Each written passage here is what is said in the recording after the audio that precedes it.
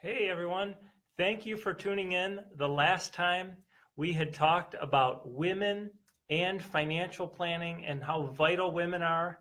And I want to tell you, I got so many kind words, kind comments offline about some of the things that we talked about. And they're just my own experiences that I've had and how much it kind of enhances the experience, especially especially with women that kind of don't feel as comfortable with it, how much they add to it, and it's so beneficial.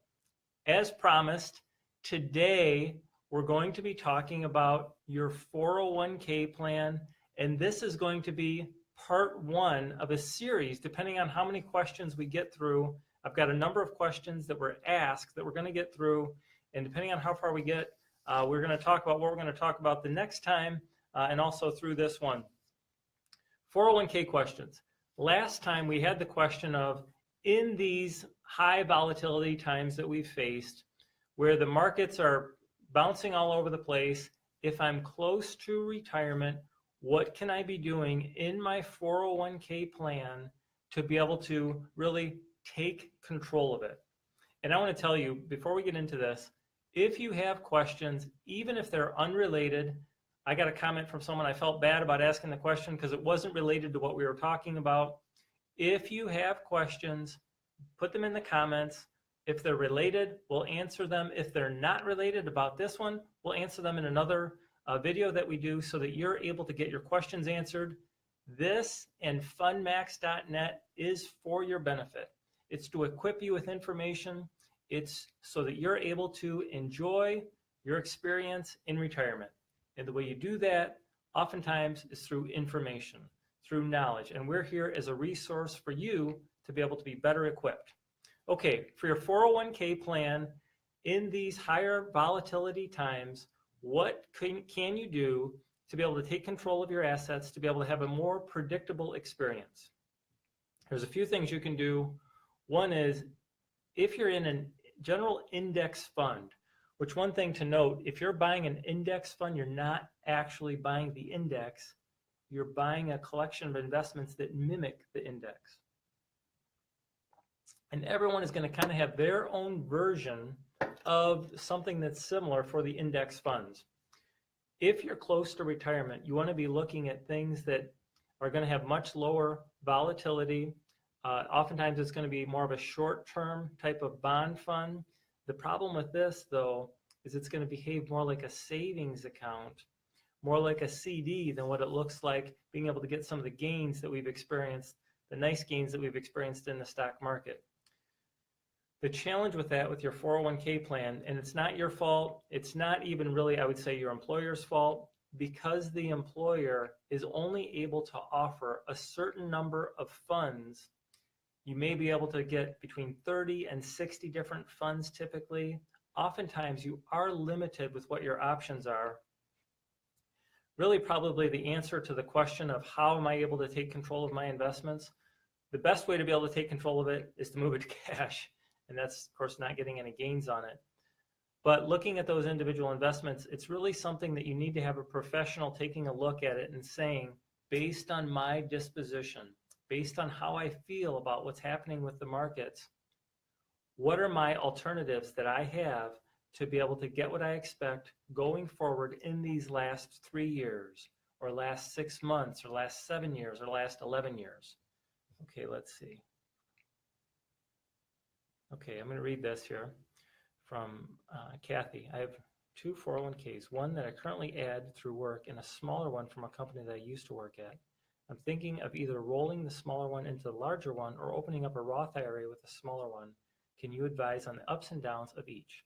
Kathy, that's exactly where I was going to go next, about talking about rolling over an old 401k into your existing 401k. A lot of times the new employer will say, hey, do you have any other 401ks you can roll in? Because for them, they're able to have more assets under management. They're able to manage more money. But for you, because of the limitations with your 401k plan, because you're typically able to invest in only 30 to 60 different options, because of those limitations, and because of the control, we're going to get to this a little bit later, that the company, that the trustees have of the account, you're much better to roll that into another IRA plan where you are able to have complete control of it.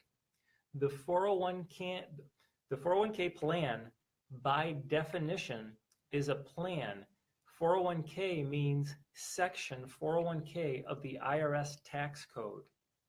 So under those rules, the trustees of the plan, I know it's going to feel like I'm kind of talking a different language now, the trustees of the plan, which are typically employees of the company, set up a plan under the IRS 401k guidelines to be able to have a plan where it's tax deferred for you.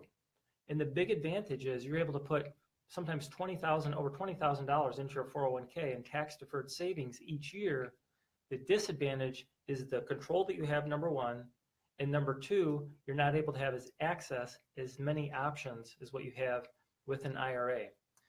An IRA also has a higher level of protection from any type of creditors, from bankruptcy, and things like that. So Kathy, the answer to your question, in general, I do not recommend mixing the two 401ks. I recommend taking your previous plan's 401k and putting it into an IRA. You can put it through any of the online institutions. You can set it up through them. You have an unlimited amount of investment options that you're able to put it in. With respect to the question you have on the Roth conversion, the Roth conversion, two talks ago, we talked about income taxes and we talked about what's your 43. Line item 43 of your income taxes will determine whether or not you should do the Roth conversion, because that's going to add on to your taxable income, or whether you should just leave that in an IRA and maybe do a Roth conversion another year. We'll get into Roth IRAs a little bit more, but one thing to note on Roth IRAs, when you're doing a conversion, if you're going to put it in an investment that is a little bit higher risk, you want to always put it in a separate account. And the reason that is, and I'm not going to get into it too much today, you can ask questions about it if you'd like.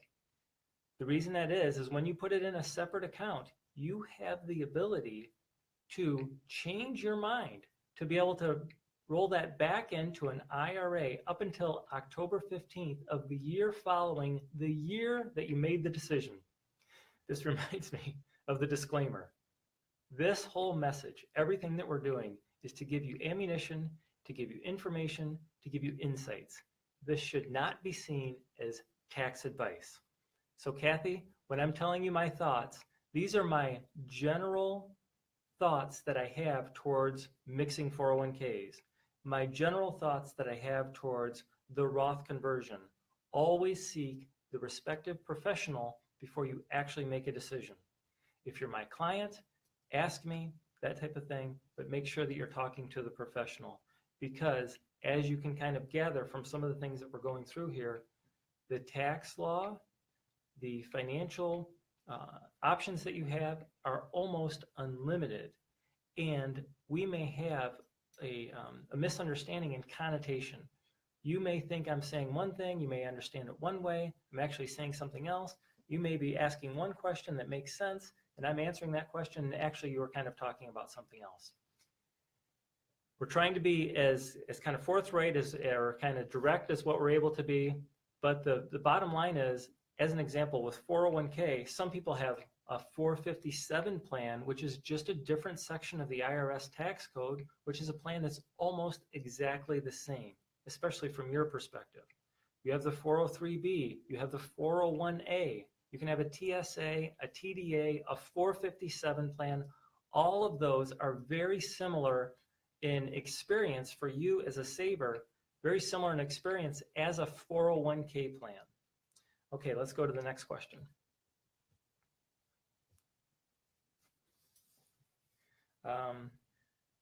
Do I have to wait until I switch jobs to move money out of my 401k? That's a great question. Generally speaking, you do have to wait until you switch jobs, but there is something, and we're going to talk about this next time because I've got a decent amount of material with it. You want to write this down. It's called a partial in-service rollover to an IRA. Partial in-service rollover to an IRA. And here's what you do. Call your company, your 401k plan administrator, and ask them, am I eligible for a partial in-service rollover to an IRA? And when you ask them that question, they'll just tell you, well, you're eligible. Half of the account you can do at age 50, the other half you can do at age 55, or you're not eligible at all until you're age 60. But this is a way where you're able to roll over a portion of your 401k to your own IRA and have complete control of it, even while you're still working for your same employer. I do want to be sure to mention something today that I'm going to talk about a little further next time as well. This time it's going to be on Thursday this week at 1 o'clock Eastern Standard Time, is the special tax notice. Whenever you're calling and talking about rolling over any money from your 401k, 457, 403b, all of those accounts to an IRA, you're going to be asked if you've recently seen the special tax notice. And what we've provided is a link to that special tax notice in the comments there. It's pinned in the comments where you're able to click on the link. You go to our FundMax, which is our resource center, our learning hub that we have, and you can click on a link to be able to get that exact form from the IRS. Now I'm going to do a little quiz here to see if people are paying attention, see what questions they know the answer to. What is the term IRA? What does that acronym stand for? And I'll give you the first two words. The first two words are individual, retirement, and what is the third word that starts with an A? What do you suppose? And since I'm asking you the question, it's probably not what you would guess off the top of your head. All right, so here's the special tax notice that you will be going to, that you will be able to download, and we've made that link and made that connection available to you. But what it is it's a summary of the options that you have. It's information about the mandatory 20% withholding that is required from your tax-deferred savings plan, from your 401k plan, if you take a check payable to you directly. There's a required 80% federal income tax withholding. It talks about that. And also on Thursday, we're going to talk about ways to be able to avoid that, to be able to get that into your own IRA plan. So you can click on that link. If you would, any of the stuff that we talk about, share it with others, let other people know about it. All of the questions that I answer are questions that people just like you have put in that they've asked. So when you ask questions and we're able to interact, other people are able to benefit. And the reason that's so important is being in the business as I am, in any business, right? You just start taking for granted the things that you know, and you just think that they're common knowledge, but to the average person, they just don't work with that thing all day long and they're not as familiar with it. So when you ask questions, even questions that you think would be maybe even sound more simple, oftentimes they're going to be very beneficial for others. And there's always, remember the Paul Harvey, there's always more to the story than what you might originally anticipate. We have a few minutes left, and I want to get to another question.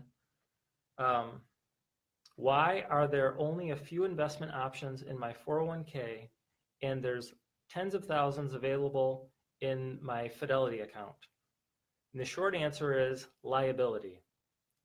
What that means is the trustees of your 401k plan are required by law, ERISA law, which is ERISA, they're required to be compliant with the 401k plan, which means they have a fiduciary responsibility and they have to be able to offer you some of the, what could be argued, some of the best investments.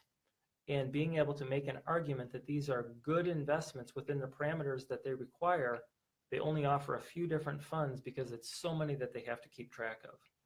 The primary benefit of the 401k plan is not the investment selection. The primary benefit of the 401k plan is that you're able to put massive amounts of money into a tax-deferred savings plan, and you're able to decide when you pay income taxes on it. So another question was the advantage of moving money to an IRA. There's more investment options. And the advantages of a 401k. Oh, these are good questions. The advantages of moving to a 401k. The 401k, you're able to put a lot more money than you're able to put into an IRA. Next time, I want to talk to you much more, and I want you to be able to ask some questions that you have specifically here about things to consider when doing a rollover from your 401k to the IRA.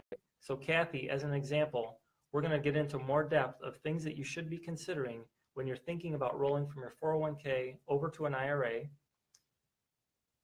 And there's one key aspect that you may be able to get some Roth money for free sitting in your 401k if you know what questions to ask. We're going to talk about that next time. And if you missed out on some of that opportunity, there's actually a way to be able to kind of claw back and be able to get some of that afterwards. We're going to talk about avoiding the mandatory 20% withholding, and we'll talk a little bit further about, I'm sure there's going to be more questions about the in-service rollover options that you have. Guys, I want to thank you for coming in here and watching this. So many more people watch it outside, and it's because you share it with others. Click on the 3 dots above, share it, go to FundMax, check that out, give us feedback. This is to improve your retirement experience so you're better able to enjoy your retirement experience. And the way you do that is by us giving you information so that you have better questions to ask those that are serving you financially. Thank you so much for tuning in. Thank you so much for joining us. We'll see you Thursday at 1 p.m. Eastern Standard Time.